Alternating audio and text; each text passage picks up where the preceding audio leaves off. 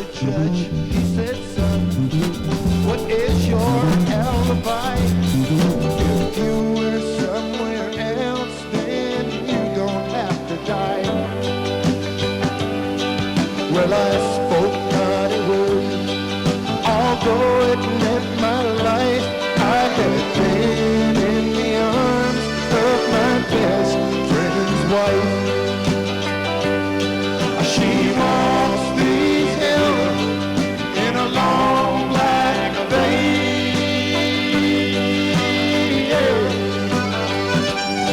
She visits my grave with the night winds wail.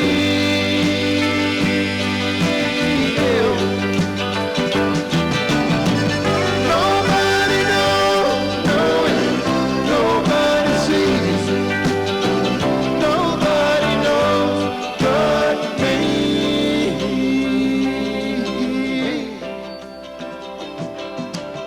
Folks, welcome inside the Parisi Palace, high above 2919 East Broadway. This is the Jake Feinberg Show, streaming worldwide on PowerTalk1210.com. Please go to PowerTalk1210.com, download our free app, and stream all of our live local shows, including Solomon on Blast, which preceded the Jake Feinberg Show, the Jim Parisi Show. You start seeing these billboards all over town. Power Talk 1210, they're just ahead of the curve now. It's all fully extraterrestrial radio, and we thank you for being part of the program today. And without further ado, I'm going to bring in one of my musical heroes, a cat who has been playing electric bass for the last 5 decades. He continues to play. He was just down at Jazz Fest and the Heritage Fest in New Orleans. He's got sessions all over the place in the South. Originally born in Oregon, but via Arkansas. Ron Eoff, welcome to the Jake Feinberg Show. Hey, Jake, how you doing today? How you doing, brother? I'm doing good. So far, so good. Is there anything you want to say to the worldwide audience out there? Man, if everybody love each other, get along. You know, amen to that. You know, can I ask you, Ron? I wanted to talk to you the first time that you saw a Stone Jazz gig. If you could talk about who was on bass, or who were some of the jazz bass players that you got off on really before, when you were just kind of coming of age. Well, when was that? When did I finally come of age? Man, cats like Scott LaFaro, Eddie Gomez, Ron Carter.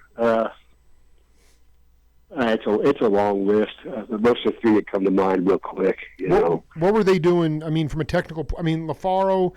I was talking to Miroslav Vicious, the great bass player from Europe. Did an interview with him yesterday, and he's talking about LaFaro. There were cats, legendary bass players on the West Coast that love Scott LaFaro. Not even jazz guys, but what were they doing specifically that you were getting off on? Oh, man, they just had a big vocabulary. They were great accompanists, and they're also great soloists too. Particularly Eddie Gomez and Scott LaFaro, and Ron Carter was quite capable of his solos. But they just had a lot to say, and it was all good. They just beautiful players. I think that, to me, you were coming of age in the early 70s, because your recording career, at least, according to the internet, doesn't really start till roughly around the 76, 77 era. Did you get to see Return to Forever, Weather Report? I did. Can you talk about, because to me it's like, we're going to play some music in a little bit, and I'm watching your bass playing, and it is pretty elastic stuff, and I'm like, this guy must have been getting off on, not even the records. I'm just saying a live setting, Mahavishnu, Weather Report, or Return to Forever. Talk about any of those experiences live and how it affected you. Well, let's see. I did see Return to Forever. That's back when they had Al Di Meola. I think Bill Connors was playing guitar before them, but I think Lenny White on drums. They were, and it was just at that time, that was an adult dose. Those guys were really playing some intricate stuff. And of course, I saw Weather Report a couple times. Well, big fan of Weather Report from the very get-go. And let's see, I've seen Herbie. I've seen Herbie Hancock play with, which I believe was Michael Brecker, I think was playing horn. Anyway, all those things are just, for me, just really mind-expanding. And in some ways, it was just inspirational. It's also depressing. It's like, man, I couldn't play that good if I lived to be 200 years old. Sure, sure. But I just admired, folks doing their homework. The jazz cats are scientists of sound, mathematically laying it down. They go deep. And I don't make any pretense to be a jazz player at all. That's you got to do your homework. Well, are you saying you don't do your homework? I know what you're saying. No, I know what you're because in some ways I was talking to Mario Cipollina, John Cipollina's brother, and he was just saying, with Stanley Clarke, it never seemed like he really ever locked a groove, but yet the groove stayed there. But he was just he was just soloing all over the place within that. I just wonder about. I like to talk to the cats on my show a lot about improvising off a theme. That's jazz. Not reading charts, not having charts in front of you or playing standards, but just getting to the head of the tune and then being very melodic and improvising. And I want to know about Ron Eoff, how you learn to improvise off a theme. Well, I've never considered myself to be a soloist. I feel more like I'm in the rhythm section. My job is to provide a foundation. That being said, I have certain amount of freedom, it seems like, to express myself, when I'm playing with different people. And I probably don't ever play the same way twice, Exactly. That's what I'm getting at. Where did you, so can you talk about who gave you the freedom to be able to learn how to do that? Who was the first cat to do that? Oh, that's a freedom that seems like has always been there. I don't ever remember being too restricted in that department. I played, of course, with the K Brothers. You're talking about my recording starting, in the mid-70s, 76. That's when I joined the K Brothers. And those guys were really good about, man, let me play, and I just, like I said, I don't really remember ever having much restriction. I mean, just, plug up, tune up, count it off, and let's play a song and see if we can, nail it. And everybody's trying to do the right thing. I can certainly be accused of overplaying some in my youth, and maybe I still do from time to time. But it's, again, not being a soloist, interested in just providing a good foundation for the folks that are, and still keeping it loose. Did you play the upright bass at all? I started playing the upright when I was 10 years old. Fifth grader in school. There was, how bigger band, than you. There was also orchestra they offered, and I took them up on it. It allowed me to get on a school bus and ride from my elementary school to junior high, where we began our, teaching. And I love the idea of being able to get that bus and leave the kids and wave at them. And it all intrigued me. But anyway, I did start playing, and I hung with it, and I played classical music until I was 17. And then some guys in high school had seen me, perform, and asked me, can you play electric bass? Because we need a bass player in our band. I'm sure I can play electric bass. Really? Do you have one? No.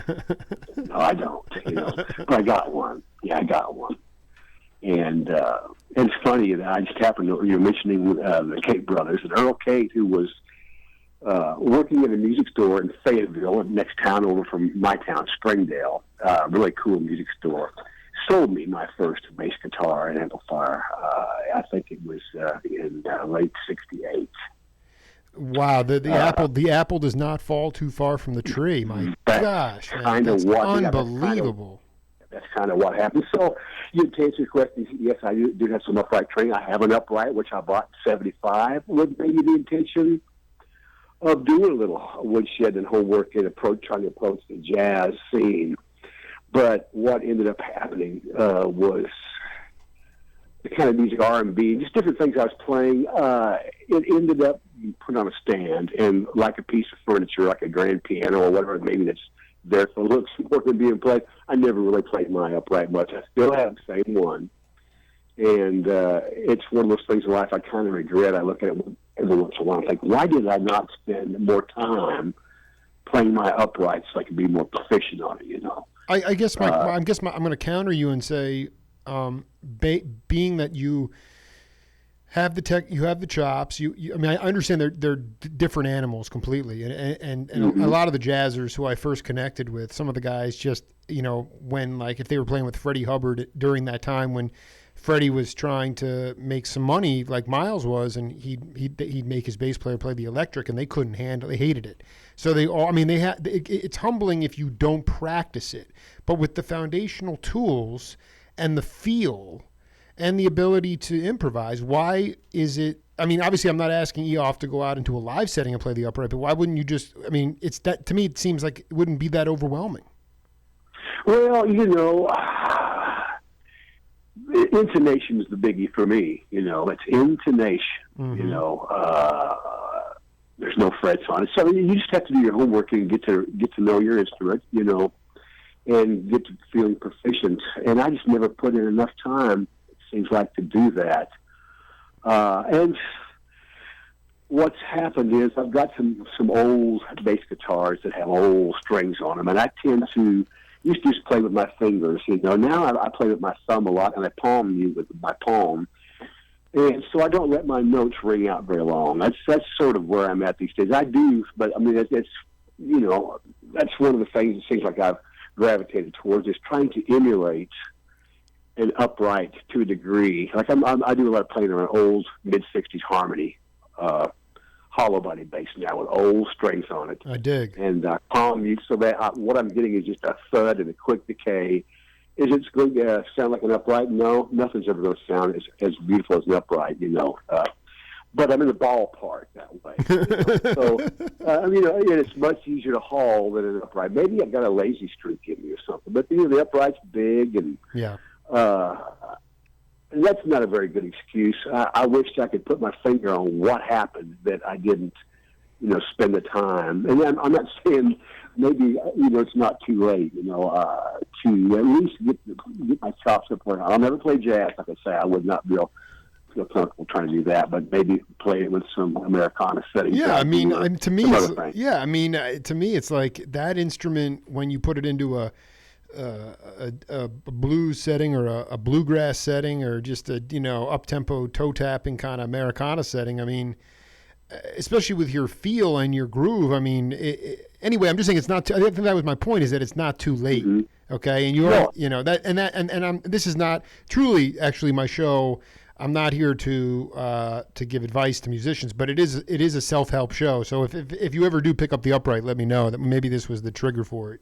But well, maybe this will be the trigger for it. Here's the deal, too. Sure. I figure, man, the shorter your note is, the less it matters. Maybe if your intonation is perfect. You know, if the note's so short, so maybe I ought to be thinking that way on the front end. You know, keep my notes nice and short. That as I get a little more proficient, I can actually let one ring out a little bit. Talking to Ron Eoff here on the Jake Feinberg Show on Power Talk 1210. You know, who, in your mind, how did you learn that silence is music? What I noticed with a lot of cats today, with the live music that I do see, some cats are you know, incredibly proficient, very technical, but they have this need to just almost be spastic on the instrument, whatever it is. They're just playing so many notes, when in fact you listen to some of this stuff, any kind of music, and from maybe 30, 40 years ago, and the music breathed because people weren't overcompensating. I just want to know how you learned to create silence within the music, and that how you can articulate the fact that the silence actually is the music as well.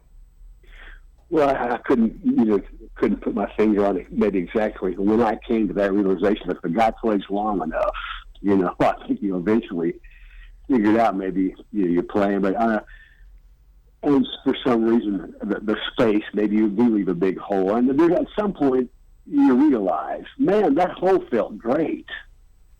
That space felt really, that breath felt really good. Right, right. I might want to try that again here sometime soon.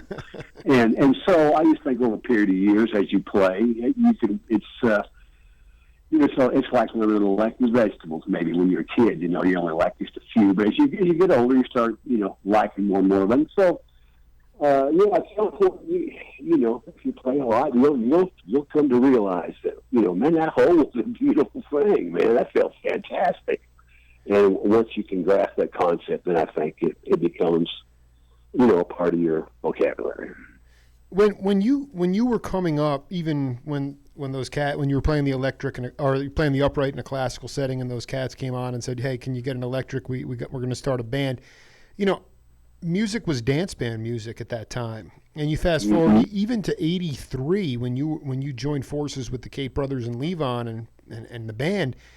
There's some great live pro shot videos, from Vancouver, and it is hot music, and the crowd is sitting down, and they might be wet, tapping their feet, but how can you evaluate, even now when you went down to the Heritage Festival and the Jazz Festival, music used to be meant for dance music, and it's no longer that way. And I wanted you to talk about, as a musician, aside from people like myself, journalists telling you about it, how does it make you feel emotionally on the bandstand when you were up and people were really getting down, as opposed to now it's seen as people just more of an art form, people listening. I just like to get your take on how you feel when people aren't really dancing, and that's what music is for. Well, I agree with you that it's not what it used to be in that department. Sometimes when you play it, there's not many folks dancing. Might even be a few folks out there with their arms crossed. I call them the cool police. They're watching. You're like, man, you going to show me something new or what? But for me, and I can go both. I can play on a stage as long as the band sounds good. If folks aren't just jumping up and down, that's I guess that's the way it's going to roll. But a band can certainly gather some energy, like a El Nino or something, when you're playing and folks hit the floor and they're dancing and having a good time. It's like, turning the oven up a little bit. Stuff starts to bake, It starts to bubble and burn. I always say it starts to cook a little bit, It does, It's just, what happens is it's just everybody feeding off each other, and it's an energy thing, And boy, when folks can look around and see that them and everybody else is having a good time, that's a pretty good energy. And I don't know what's happened. Maybe the music. I mean, there's still some. I think there's still some music being played you can dance to. There's all kinds of stuff going on now, but that used to be the thing maybe back when. I mean, what were you going to do on a weekend? I guess you'd go to a drive-in movie or a theater, go get a bite to eat with your date, maybe go have a drink and listen to a band and maybe shake a leg. It was one of the things that you could do, and it was probably more fun than most, to get out and hear some live music and maybe have an alcoholic beverage and dance with your favorite girl and all that. Sure. So yeah, it's a beautiful thing. I mean, in a perfect world, if every gig you could step on stage and as soon as you get the downbeat folks is hitting the floor, that'd be all right with me.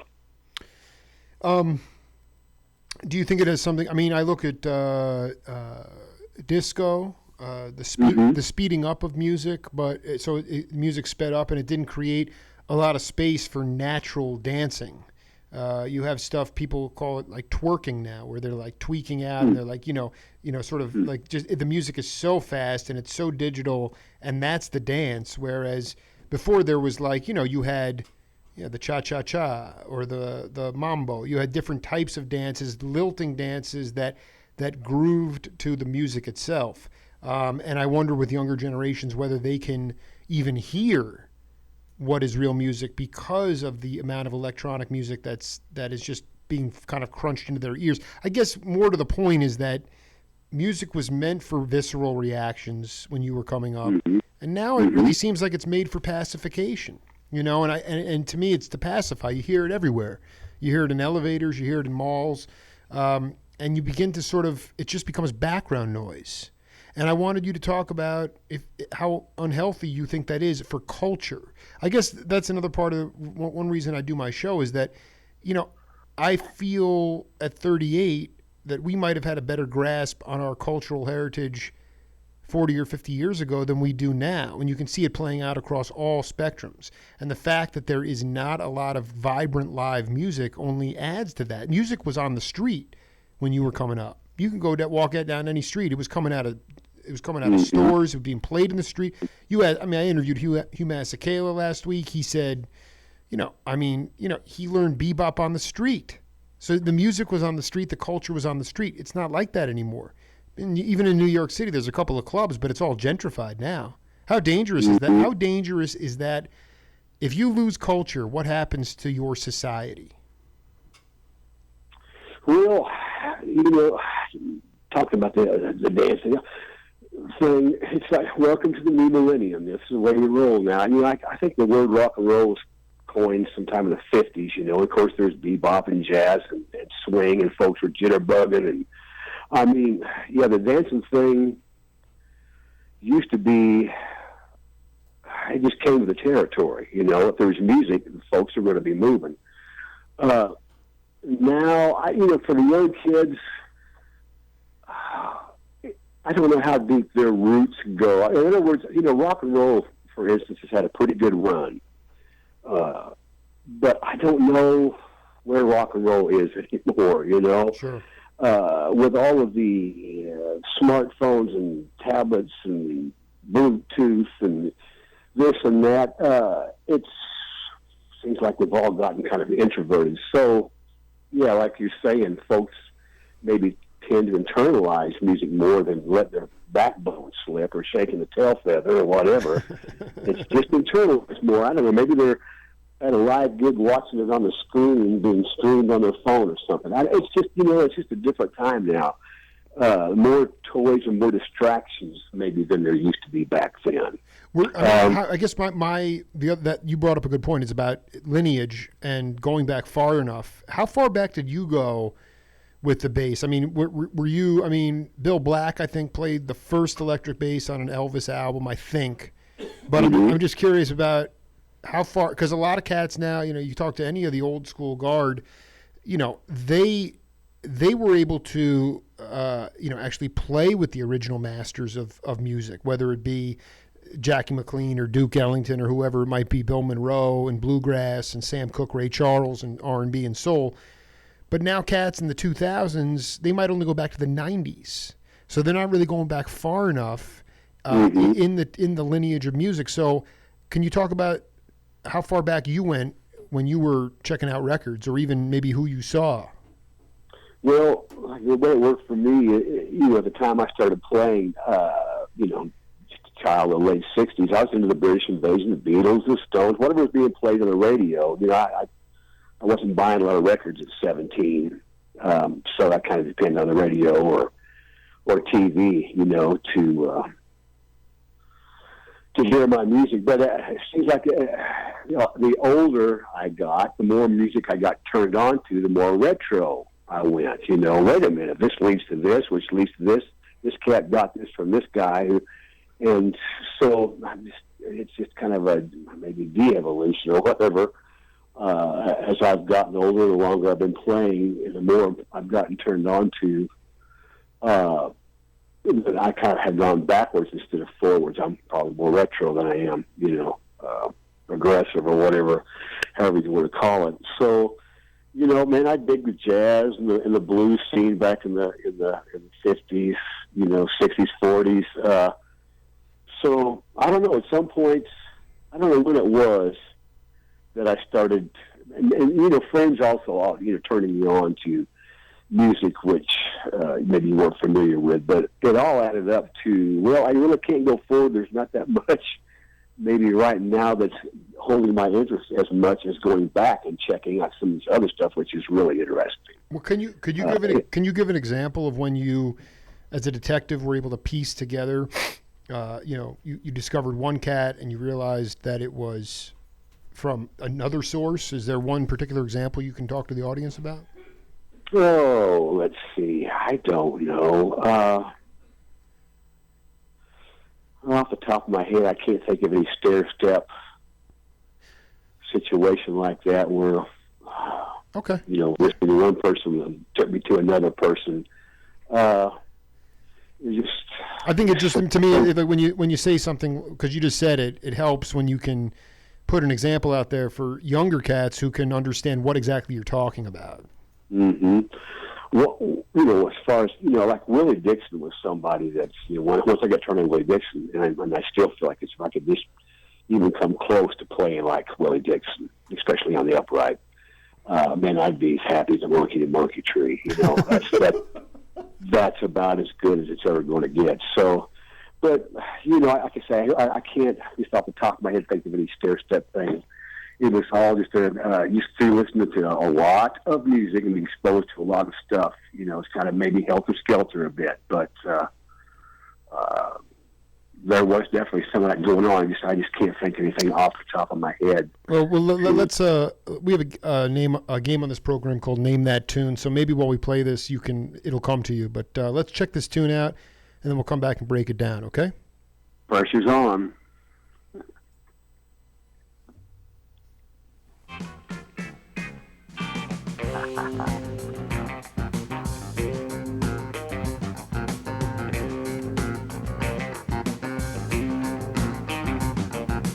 In one eye and out the other. Can't believe what you read, my brother. In one eye and out the other. On behalf of what you see, my brother.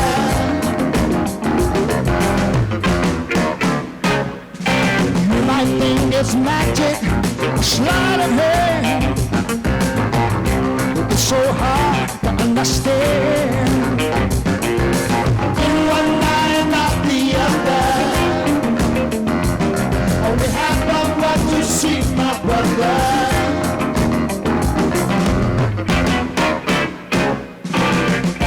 Came so far from mythology.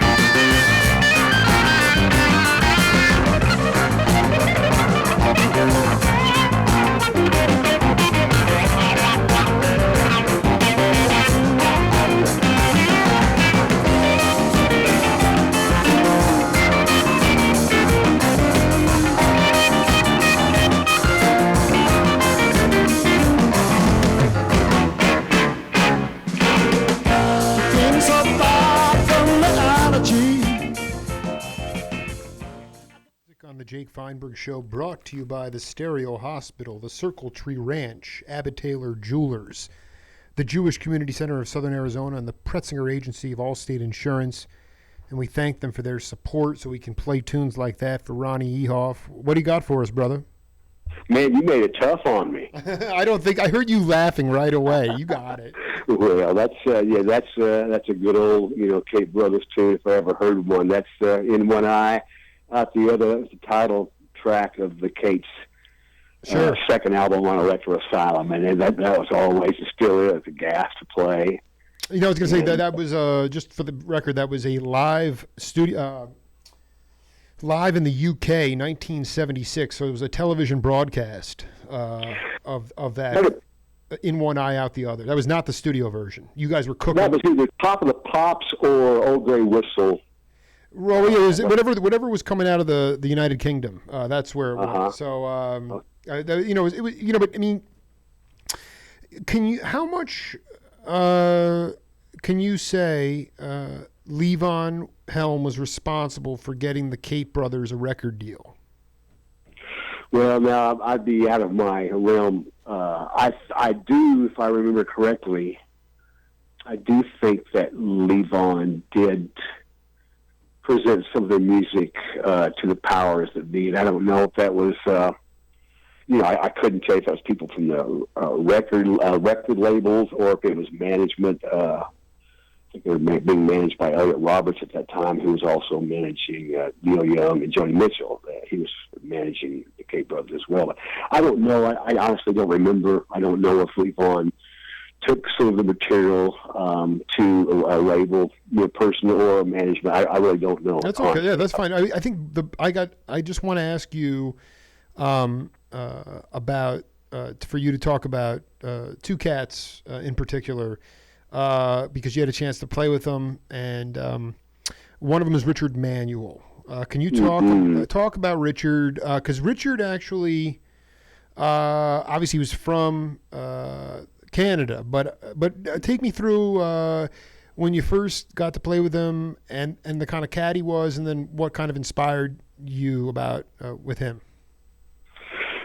Well, I guess I first met Richard. It would probably been in '83. The Cates had been playing with Levon after the last waltz. He needed the band, and he hooked up with us, and we played quite a bit. '83, the band regrouped, and rather than ask Robbie back, it didn't seem like that was going to happen at that time. So, me and the guitar player and I, Levon piped in. Well, I've been playing with the Cates, and I think they'd all crossed paths before. I heard your interview with Earl Ernie talking about the Rockwood Club when Ronnie Hawkins and the Hawks would come to Fayetteville and play. So they'd all cross paths. And when Levon presented the idea to the rest of the guys in the band, let's roll that way. So that's what happened. So the Cates, we traveled up to Woodstock for a couple of 2-3 days of rehearsal. And we didn't wear ourselves out rehearsing, I can promise you that. But, we did go over a few things.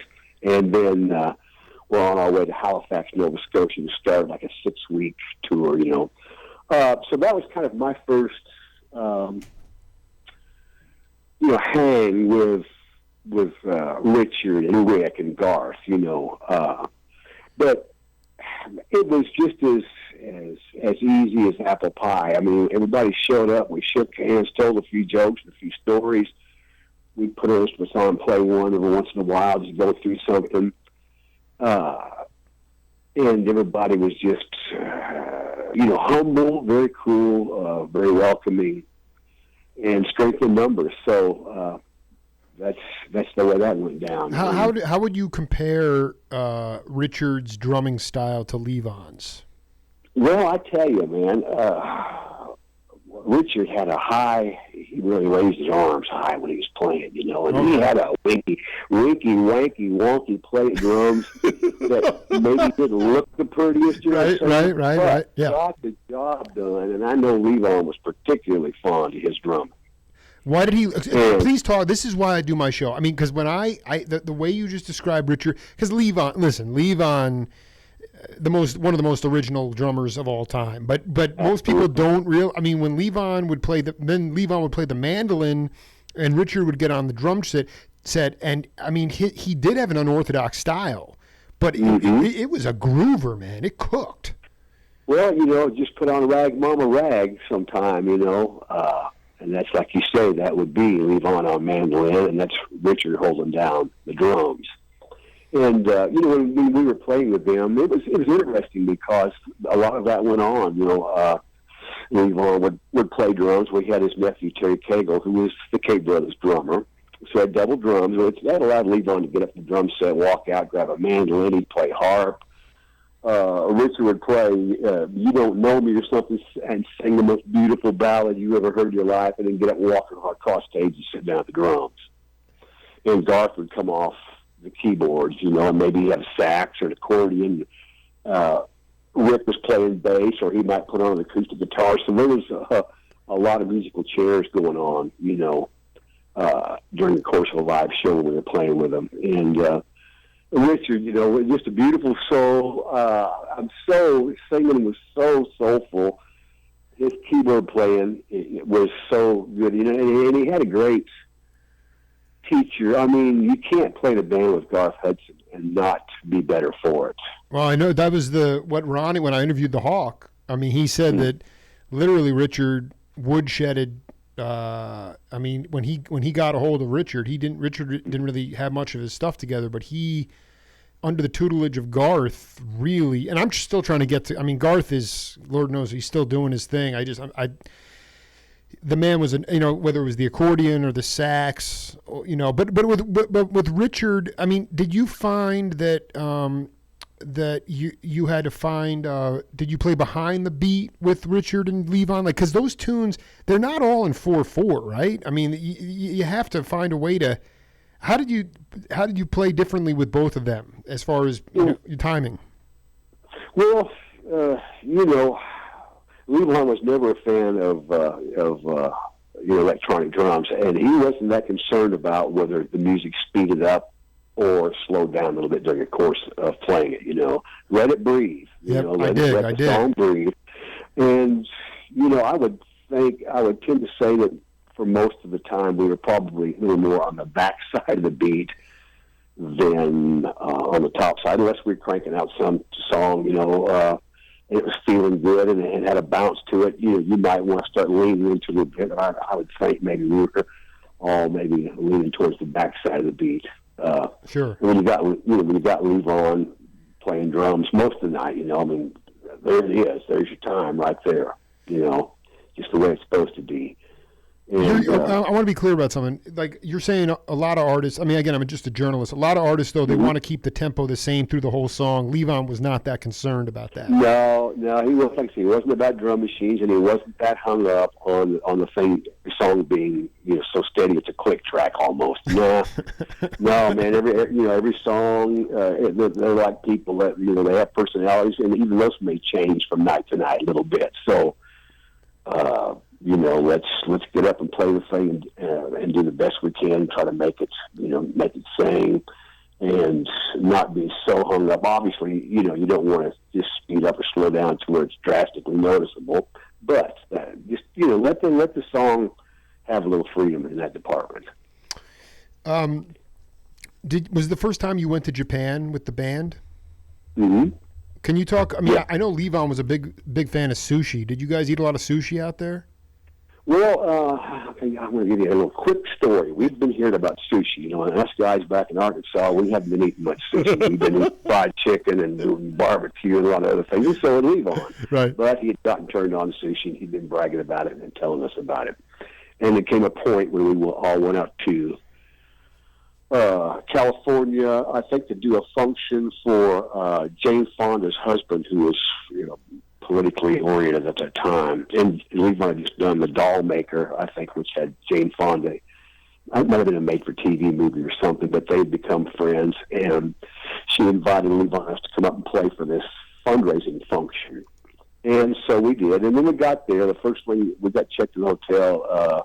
Levon's rounding us up saying, fellas, we're going to the sushi bar. And we're all cutting our eyes and looking at each other like, I don't know. So we went. It was a nice sushi bar, And Levon ordered up first. And he ordered this thing, and it was like, I'm going to try to make the story short. It was a seaweed with some rice in it.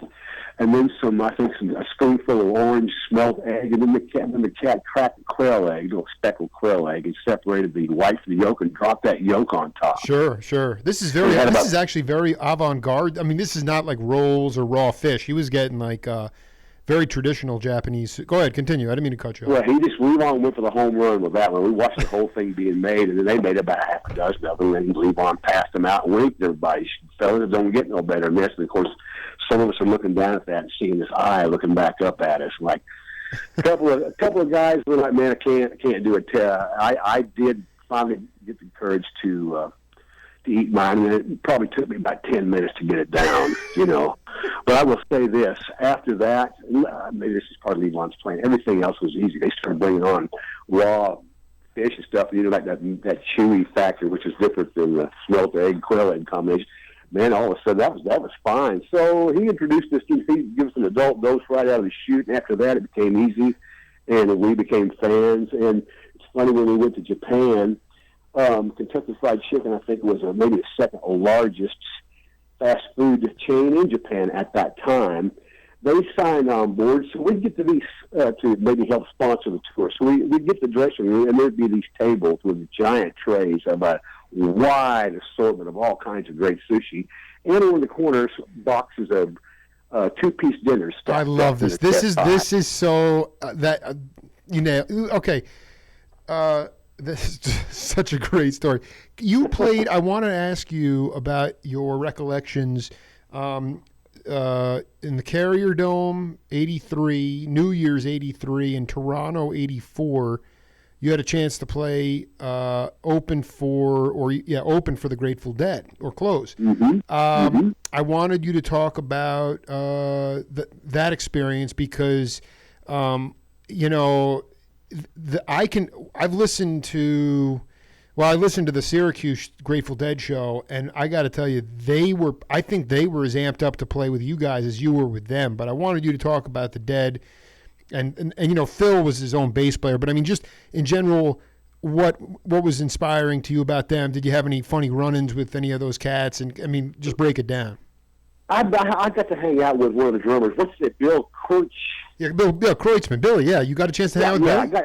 I got to hang out with him. Some of all the cats, he's the only one that I really got to do a little hanging with. He's a very friendly chap, And what amazed me on those shows was stepping out on a stage, and there were so many people that, to me, that was the show, almost, just to be standing on stage playing, and you can't help but looking around going, man, there's a lot of folks here. And so to me, I was watching them maybe as much as they were watching us, And the Grateful Dead, of course, the Grateful Dead, they have great followings, always have. They were out in full force. And but let me ask you something. I mean, with Billy, because I never saw him. I was, I was a late bloomer. I wouldn't have wanted to see him in the 90s anyway. But their audience, for the most part, was there for the party. I don't know if they ever really recognized how great the musicianship they had. Mm-hmm. From your point of view, just watching Billy Kreutzmann, for instance, what stood out to you? Because to hold that stuff together, it was pretty hard. I mean, that must have been pretty amazing to see him hold that all together. Well, of course, there were two drummers, and they'd been playing together a long time. And they just had their stuff worked out. They were just the busiest guys, on the drums. But they were just laying down a nice foundation for the rest of the guys to improvise over. And so that's what I got out of it. It was just the two guys, to me, were just, I just looked at them as being really good, solid drummers holding down the forts. Because a lot of the other guys. Yeah, but I mean, can you contrast or compare that and contrast? Because what you said was they were very taught. They had a lot of language. There was a lot of, they were really hitting the drum. They played a lot of notes on the drums, as opposed to Levon, Richard Cagle, which was more sparse, right? Mm-hmm. Mm-hmm. I mean, go. I mean, I guess. Continue. Go ahead. Just I guess maybe a slightly different kind of music. Whereas maybe they were more into improvisation. Maybe played a song for 20 minutes or something. The band, they had kind of a GPS. There was some freedom there to improvise some, but the songs weren't near as long, obviously, as some of the stuff that the Grateful Dead was doing. So, again, I don't remember ever thinking that the drummers for the Grateful Dead were playing too many notes. I thought they were just, and they had gongs and this and that, a bunch of other percussion stuff too, and they were just trying to throw some paint on the canvas with everybody else. I love it. No, yeah. Ronnie, before I let you go, can you just talk to the audience about any upcoming things, projects or gigs you got coming up? Well, living in Nashville, there are so many great musicians, players, and if you're not in a band per se, or out on tour with some artist, or on the A team and making all the records in the studio, then the rest of us got to hustle on. And I'm sure it's like this a lot of places. You've got to be in a lot of stables. You have to be in a position where you've got maybe 10, 15, 20 different people that you're capable of playing with on call, you know, and when they have gigs come up, they get on the phone, start calling to see who's available. So I'm getting ready to play. After I get done speaking to you, I'm going to jump my car and run down the street a few blocks, and there's a street party going on for an anniversary of a great place called Neighbors that has food and beverage and live music, and they're going to have a street festival. It's the fifth one, maybe, or something. I'm going to run down and do that. And, just some gigs around town, maybe a jazz fest here or there. I've played Lexington, Knoxville recently. It's kind of like the weather, man. Whatever, whatever drifts in from day to day. Whatever way the wind blows, and I'm just freelancing, and I'm just glad to still be playing. Happy as I can be about it. Well, we burned through 45 minutes. We'll have to pick up on part 2 down the road, Ron. But it was an honor to connect. I'm so happy to connect with you, man. And I'll have a file out to you later this evening. Thanks so much for being part of the program, brother. Man, I enjoyed speaking with you, and I'm going to tell you, if I can ever get over your way, I'm going to be sure to get a hold of you, and maybe we can actually shake hands one of these times. We're going to hang, baby. Good hangs, all right? And I'll buy you some quail eggs, okay? Oh, man, let's rock. All right, bud. Talk to you soon, Ronnie. Okay, Jake. Thanks, man. Peace. We'll be right back on the Jake Feinberg Show with Makoto Horiuchi.